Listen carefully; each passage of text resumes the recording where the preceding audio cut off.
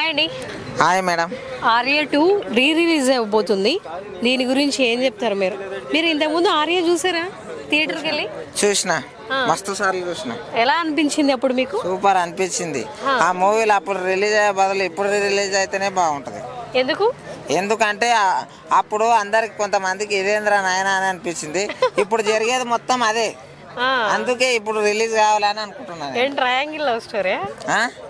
మళ్ళీ అదే నడుస్తున్నది, యువతల వంక అవతల వంక అదే సంసారం ఉన్నది మొత్తం.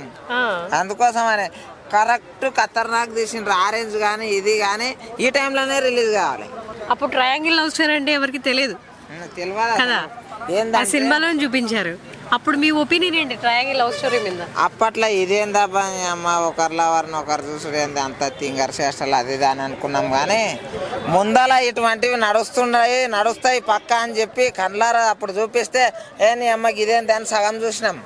కానీ అందుట్లో కామెడీని చూసినాం, దాన్ని తప్పు పట్టినాం. ఇప్పుడు నడిచేది మొత్తం అదే, బరాబర్ అదే నడుస్తున్నది. సుకుమార్ సార్ మీరు గ్రేట్ సార్, నిజంగా మీకు దండం పెట్టి దండేయాలి సార్. మీకు నిజంగా అంతా సూపర్ చేసారు సినిమా మాత్రం. మళ్ళీసారి రిలీజ్ చేయరు సార్ ప్లీజ్ సార్, మీకు దండం చేస్తా సార్. మరి అల్లు అర్జున్ గారు అంటే మీకు ఇష్టమా? అల్లు అర్జున్ గారు అంటే ఇష్టమా?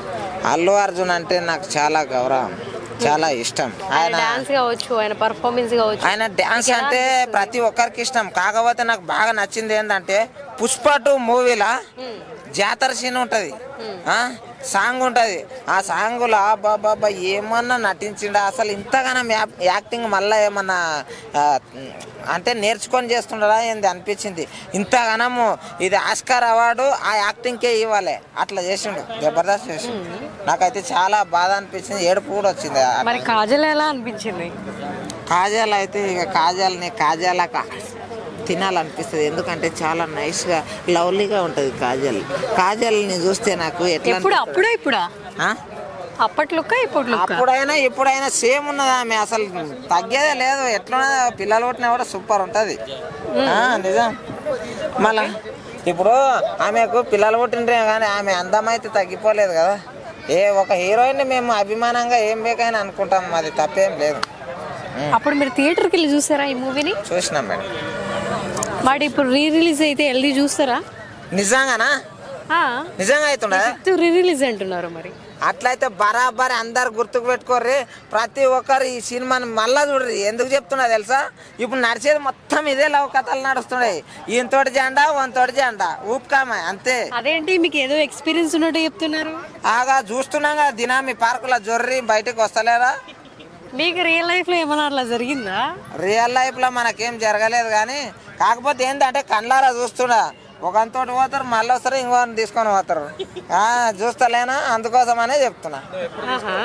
వాళ్ళు కూడా ఒక ఆమెను తీసుకోతారు, మళ్ళీ ఇంకొక ఆమెను తీసుకోతారు. ఇది ఎవ్వరు సక్కలేరు.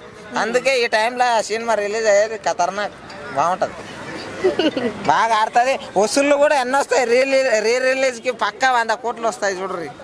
ఆల్రెడీ ఇప్పటికే టికెట్స్ చాలా బుక్ అయిపోయాయండి, 6,000 7,000 టికెట్స్ పక్కా చెప్తున్నా కదా. ఇది రిలీజ్లా పెద్ద హిట్ అంటే ఆర్య 2 అవుతుంది. అందరు చూడర్లి చూస్తారు, వద్దనంగా చూస్తారు. నాకు తెలుసు మీ సంగతి.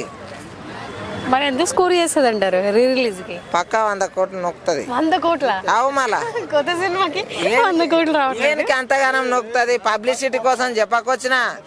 ఎందుకంటే ఆ సినిమాల కంటెంట్ అట్లా ఉండదు, ఇప్పటి జనరేషన్ కి బరాబర్ సెట్ అవుతుంది. అందుకోసమని అవి 2 కలిస్తే ఈ 50 కోట్లు 100 బరాబర్ అవుతుంది అంతే. Thank you so much.